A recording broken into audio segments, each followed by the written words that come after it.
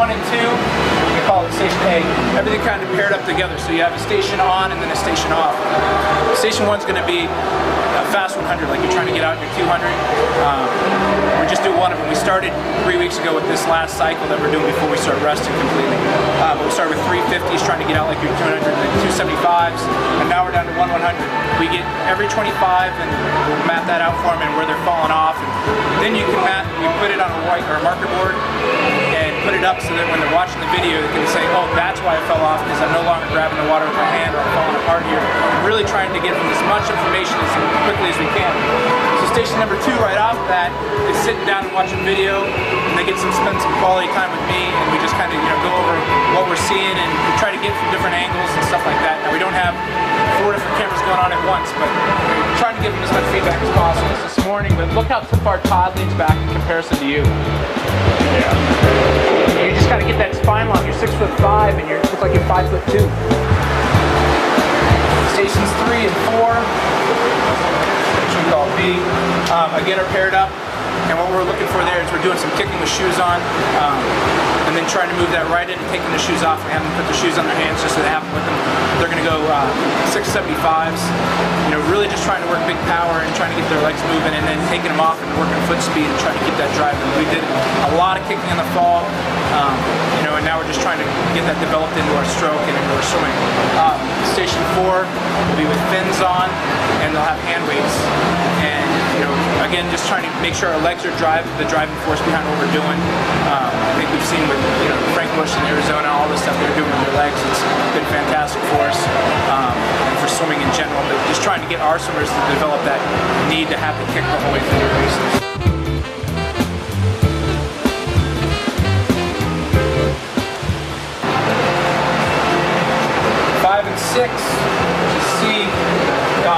Which is right down here, is going back to the power tower, and we don't use it nearly as much at this point in the season that we did earlier, and really kind of phasing it out of our program, and after this week we'll be done with it. But doing a fast 100, and it actually turns into a 150. You go a 25 with the water in the bucket, going with fins on as fast as you can, you come back easy. You do another 25 as fast as you can, come back easy, and then your last 25 as fast as you can, and then you take the bucket off and come back. So we're still at the point, our conference is a little bit later than most people's. We're 21 days out at this point. We're taxing the body as much as we can. Not as much as we can, but we're taxing the body still, and we're not afraid of the hard work. We know that we've done the aerobic work, so trying to build that power still in there. And then seeing if they can hold together efficiently all the way back, and drive that all the way home.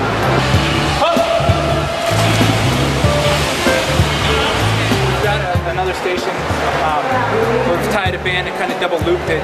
It's just a regular 25-yard band, pretty much everybody will get it. But we've double looped it so that you dive off the block and it holds you stationary. But what we're really looking for is we are tired of watching our butterflies kick under our backstrokers. Kick underwater, stop kicking, start swimming, and re-engage your kick. And this one makes sure that you ride it all the way through, otherwise you're going to get pulled back right into the wall. We did a lot of work with this last year and we're really happy with it. It's just another thing that we tried and we like, so we're doing it. The one that you probably have the most fun with watching is the kick one I just talked about, which is kind of our station D. And there we do 2 things. One, we've got kind of a relay exchange system going on where we have one kid do a running dive into the water. He doesn't have any fins on at all. Another kid in the water with fins, and they're racing to the other side. So one guy's got the huge advantage of the runner, the other guy's got the huge advantage of the fins. Who can actually get to the wall first?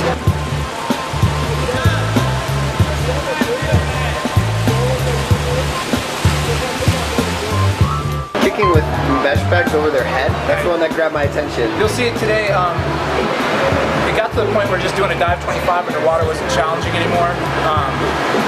So we started, put a t-shirt on them, then we put a parachute on them. They could still do it, they were getting better and better. When I first started, we couldn't get anybody every 12 seconds for dive 25, and now we've got 8 or 10 under 10 seconds for dive 25 underwater. So just tried different ways to make them uncomfortable, and there's nothing more uncomfortable than trying to hold your breath and having something flap you in the face.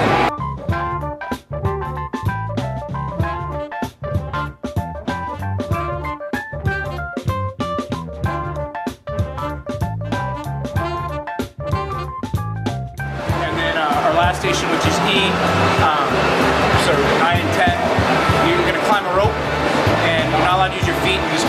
upper body strength and trying to really teach them how to lock in their core, and hopefully you guys will be able to see that. As soon as they get to the top of where they can get, you know, and some kids, at the beginning of the year, nobody can get out of the water. So we're getting better. But they'll get as high as they can. They'll drop straight down into a ball, go into a float position, and with their body fatigue, just try to go into perfect form for 4 strokes and end up back in a float. When they're done with that, station 9 into station 10, then we kind of go runners off the side of the pool, just trying to make sure that we're still holding our tight line, you know, when the body's fatigued. By the time they get to station 10, if they're not tired, we're not doing this right. So that's our power circle.